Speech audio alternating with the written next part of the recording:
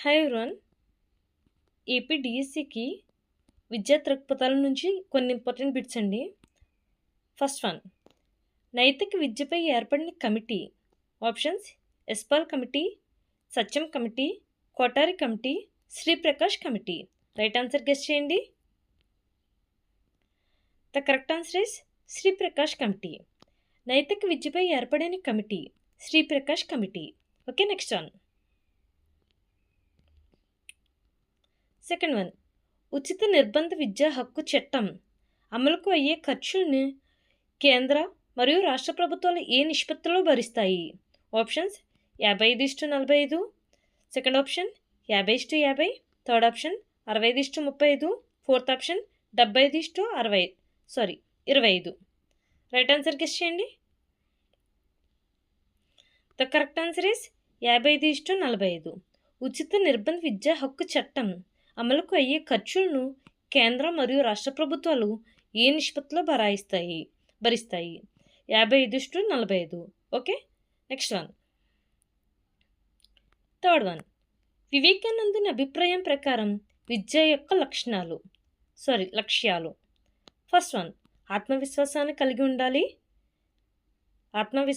కలిగించాలి, నైతికమైన శీల నిర్మాణం కలిగించాలి, విశ్వమానవ సౌభ్రాతృత్వం కలిగించాలి, పైవన్యు. రైట్ ఆన్సర్ గెస్ చేయండి.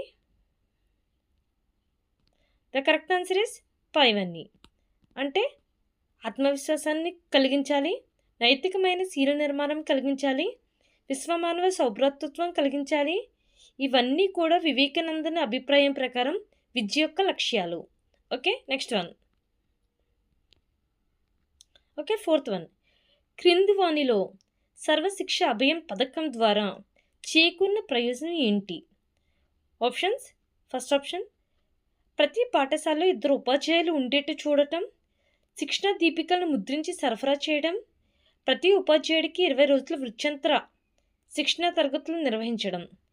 ఫోర్త్ ఆప్షన్ పైవన్నీ. రైట్ ఆన్సర్ గెస్ చేయండి. ద కరెక్ట్ ఆన్సర్ ఇస్ పైవన్నీ. అంటే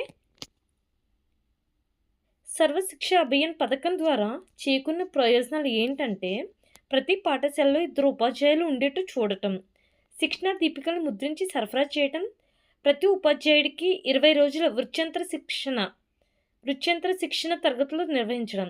ఇవన్నీ కూడా సర్వశిక్ష అభియాన్ పథకం ద్వారా చేకూరిన ప్రయోజనాలు. Okay, next one. జాతీయ విద్యా విధానం 2020 కేంద్ర కేబినెట్ ఆమోద పొందిన రోజు.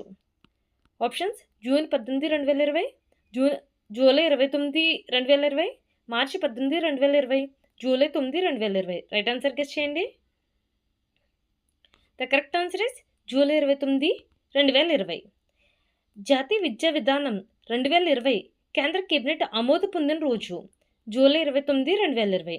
Okay, next one. సంపదకు సంబంధించిన సూత్రాల అధ్యయనమే అర్థశాస్త్ర అని నిర్వహించిన వారు ఎవరు? Options: J B Say, second option Marshall, third option Samuelson, fourth option Robbins. Right answer guess చేయండి.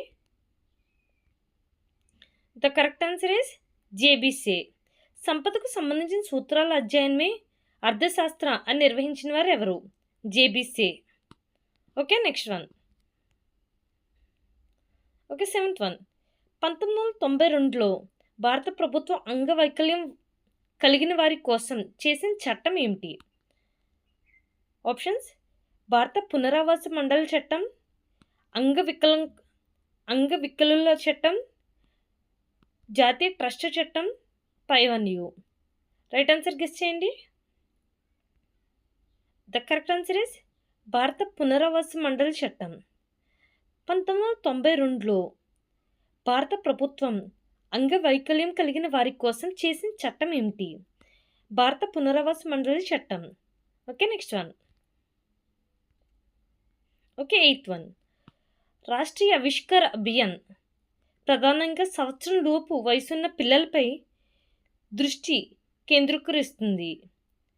ఆప్షన్స్: 6 నుంచి 18 సంవత్సరాలు, 6-14 సంవత్సరాలు, 12-16 సంవత్సరాలు, 10-14 సంవత్సరాలు. రైట్ ఆన్సర్ గెస్ చేయండి.